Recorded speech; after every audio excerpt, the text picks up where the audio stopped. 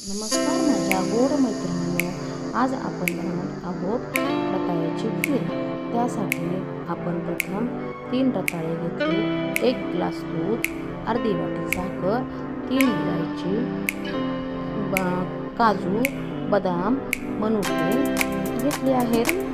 आता आपण प्रथम कढई तापवून घेऊया व त्यावर 1 चमचा तूप टाकूया आणि त्यामध्ये काजू आणि बदाम कट करून घेतले होते ते मी कढाईला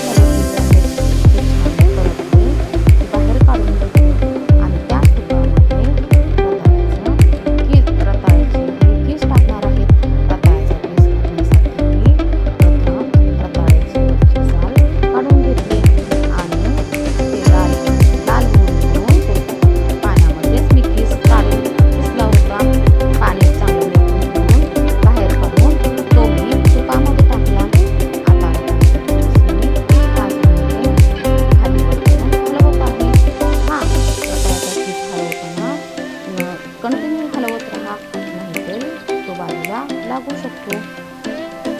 आता रताळे थोडेसे आणखीन एक चमचा मी तूप टाकून घेतला आहे आणि तो छान